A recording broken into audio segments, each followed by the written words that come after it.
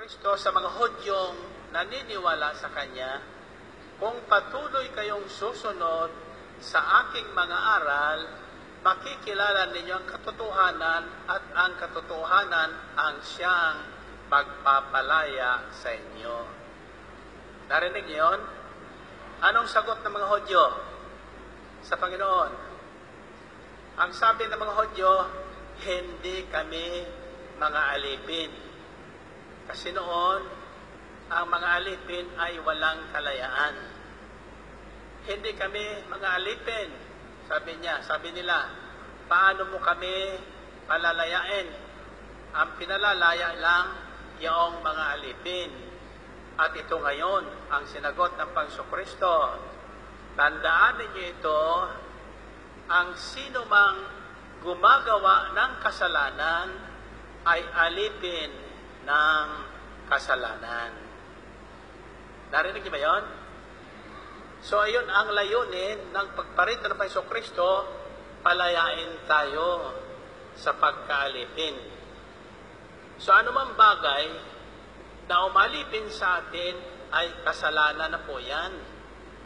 For example, madalas sinasabi ko, doktor, engineer, attorney, justices,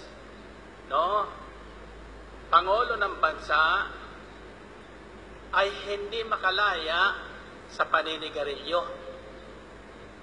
Alipin sila ng sigarilyo. So, ang paninigarilyo ay isang uri ng pagkalipin o kasalanan. Bakit po kasalanan yan? Sapagkat sabi ng mga dalubhasa sa kalusugan, ang paninigarilyo ay isa sa mga pangunahing pinag-uugatan o pinagbubuhatan ng sakit na karamdamang kanser. Sino gusto magkaroon ng karamdamang kanser? Sino naninigarilyo pa sa inyo?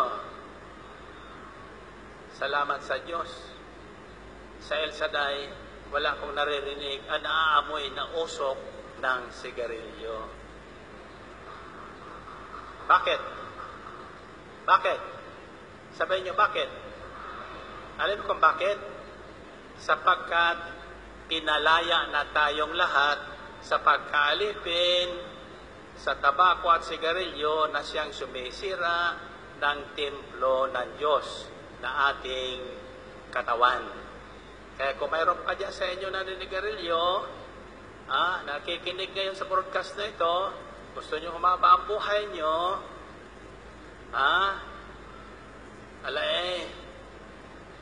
idalangin nyo sa Panginoong Jesucristo na palayain kayo sa bisyong yan.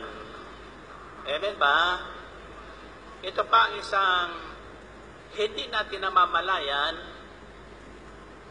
na umaalipin sa atin.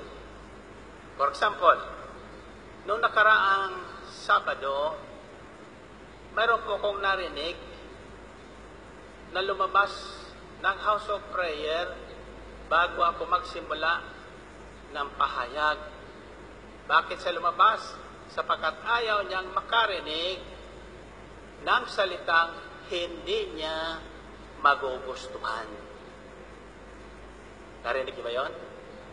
Now, hindi ka makakalaya sa sama ng loob laban sa inyong punong lingkod o laban sa inyong kapwa hanggat hindi mo tinatanggap ang salitang na pagpapalaya sa iyong kalagayan. Amen ba? Teka muna, andyan pa ba kayo? Lakas-lakasan nyo naman. Lakasan nyo pa. Para mawala ang antok ko. Sa totoo lang, kanina bago nagdatingan yung mga kandidato, ang billing ko sa labas, sabihin niya tutulog ako. Ayaw kong pastor ko sapagkat gusto kong pagdating ng mensahe ng katotohanan, ang lahat ng makikinig makalalaya ngayong umaga. Taas ang kamay niyo.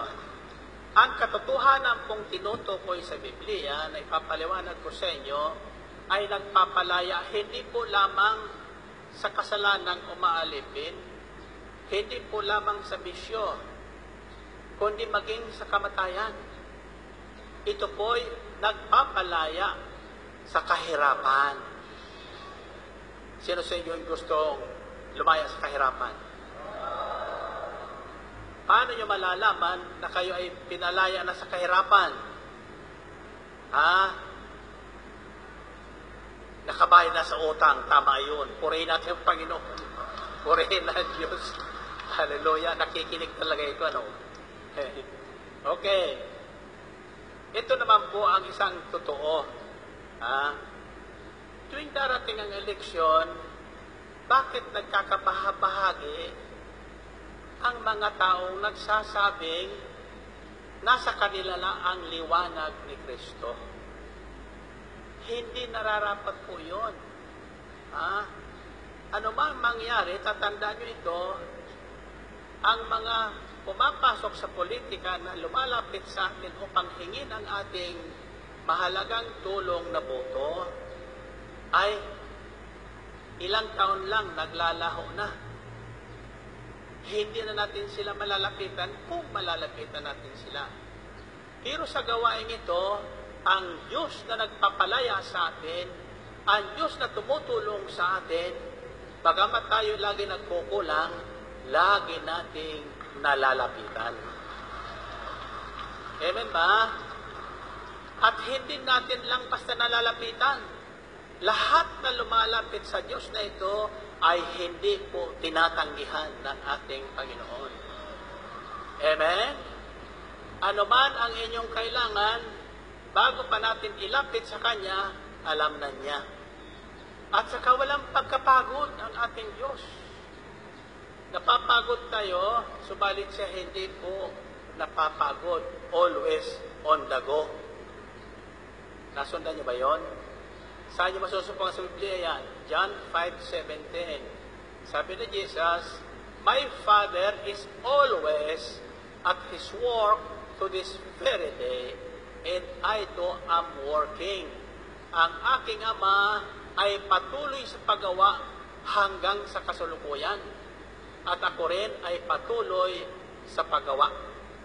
Tanong ko, anong ginagawa ng Diyos? Maraming gawain ng Diyos. Bakit? Kung ano-ano hinihingi natin. Amen ba? Pero hindi nagsasawa ang ating Diyos sa lahat ng ating hinihingi. Lahat ay Kanyang tinutugon.